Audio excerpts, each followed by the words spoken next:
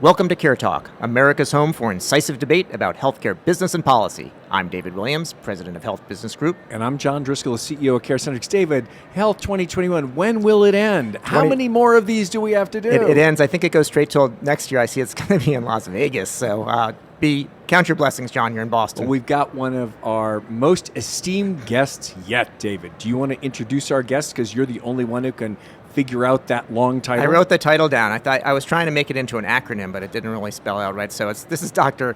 Amy Abernethy, and she is President Clinical Studies Platforms at Verily Life Sciences. Welcome to the show. Terrific to see you guys. So, Amy, how did you get involved in healthcare and medicine? What's your origin story? Before we get into the FDA and Verily and Google and money and data and drugs and all that cool stuff, how did you get interested in medicine? What got you started? Well, I went to medical school actually thinking I was going to be a tumor immunologist, work in the lab. And I was basically running studies, injecting people with tumor vaccines, and realized I really liked taking care of patients. Became an oncologist, and as I was really doing the work of taking care of patients with melanoma, I realized that ultimately I wanted to try and figure out how do we get treatments that work to patients who need them as quickly as possible. And that's really been not only my origin story, but the whole purpose of what I do every day. Clinical trials, you've had a big role there, and I heard you talking about data in clinical trials a couple of weeks ago, and you said data quality keeps you up at night, which is how I know you really are interested in clinical trials. What should we know about what you're worried about? What should we be worried about? So it's interesting. Data quality does keep me up at night. Ultimately, I think about clinical trials and in the clinical research space. Really, we all aim to want to leverage all possible data and information available to answer the question at hand. But it turns out that there is a huge data quality mismatch or gap between traditional clinical trials data that are basically collected according to a very well-scripted study protocol versus data, for example, that lives in the electronic health record or claims data. And so if we're going to leverage all available data to answer questions confidently, like, is this vaccine safe or should we get a booster, then we're going to need to make sure that we understand the characteristics of the data and when we can reliably use them, which is essentially understanding and solving for data quality. One of the things that, Amy, that I worked on at Medco many years ago is it didn't make any sense to me that we had information on 60 or 70 million people, and on 20 million we actually had full medical claims and the prescription data, and yet FDA was not taking advantage of real-world evidence, as it's now sort of the acronym. That's RWE for you, David, who like the acronyms. Oh, can I pronounce that one? But what's happened with that? Because it always struck me that was one of the richest data sets of how drugs and actually people interact over time with chronic disease. So first, if we go back and we think about how traditional clinical research has been done, it's really been by very prescribed protocols that get to very high quality data sets where we can trust all of the background of the information. We understand where it came from, who collected it. We know exactly if it got changed, who changed it, and why, and can we make a confident result from those data sets. Meanwhile, as we think about all that information, like the claims data and the pharmacy data and the RWE, being able to make sense of it can be hard because of the data quality mismatch we just talked about. In 2016, the 21st Century Cures Act compelled FDA to really start to figure out how can regulators and others make confident decisions based on these types of real-world data sets. It did say FDA, you must, but FDA helped the whole landscape figure out what does good look like and really point in that direction. And what you've seen since that time is first in 2018, FDA put out a framework of here's how we think about the problem. And subsequently, we've seen a number of use cases be brought before FDA where they can now make judgments based on a particular data set and a particular question and say, okay, here's the kind of decision we can make today, and we could make even better decisions in the future if you improve the quality of the data, develop more standards to how information's being collected, improve the way we analyze the data sets. And so that's where this space of real-world data and real-world evidence is going. So Amy, you were saying FDA. Of course, you were at FDA and had what many consider to be a very successful stint there. Now, why did you leave FDA, and what would it take to get you back? Oh, interesting. So, in the context of the pandemic, so I was Principal Deputy Commissioner of FDA during really, the beginning, and hopefully this will be towards the end of the pandemic, left in April of 2021. And what I could see was that our discovery engines are working really, really well. The ability to develop vaccines, for example. And I have been working at FDA to how do we scale the regulatory apparatus so that the FDA can be ready to receive and review applications. But when you look at the middle, clinical development, like clinical trials and using real-world data and real-world evidence, it's circa 1995, and I really left FDA to try and solve for that problem. And so, now that you've raised the FDA question, what qualifications would you look for in a commissioner if you were president? Qualifications in an FDA commissioner.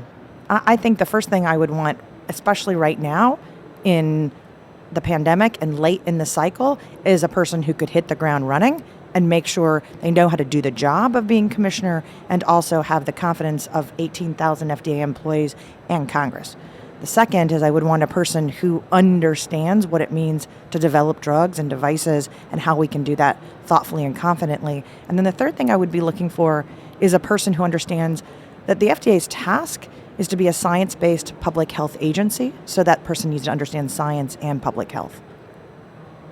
So what did you learn from Flatiron? Because you were there before FDA, as I recall, and that's a place certainly working, right in the trenches on real-world data and trying to do something practical with it. David, why don't you explain what Flatiron is? I mean, not just throwing that in sideways It's like into a the conversation. building in New York City, I thought, and this has a whole district named after it. But I think that Flatiron is basically electronic medical record for community oncology practices, but then is also expanded to be able to use that data for pharmaceutical development. It's had a lot of interest and investment from the pharmaceutical industry. But Amy worked there, so she might be able to correct that. There you go. Yes, I was the Chief Medical and Chief Scientific Officer at Flatiron. And really what we were doing at the time was learning how to take the electronic health record data and clean it up, curate it, so that then the data sets were of improved quality and could now be used to reliably answer questions like, did this cancer treatment help men with breast cancer be able to have resolution of their disease, not just women with breast cancer? And so we were using data sets to answer critical questions like that. I mean, you asked, really, what did I learn? And the first thing that I learned is that we can indeed improve the quality of data sets of all types and bring them to the table to answer important questions in clinical research. The second thing I learned is that, importantly, this is not a solve for any one particular group. It's not a tech company solve. It's not a research company solve. It's not an academia solve. Actually, you have to bring all the groups together to solve a hard problem. The third thing I learned is that as we're trying to improve data sets to answer questions, you actually need the other stakeholders at the table as well, like regulators and payers, people who need to use the answers to those questions so they can say, yes, this is what good looks like. Here's where I'm concerned, fix this, and here's how we move forward. And importantly, when I got to FDA, what I could see now is, wait a second, we need to continue to drive that story forward. And as FDA needs to be at that table. And then people who understand what the solve looks like, maybe somebody like myself needs to now think about how do we inform the tech industry to keep pushing forward. So would you be a good qualified for the FDA commissioner job, Amy? Would that be a good fit? I mean, just speaking purely hypothetically.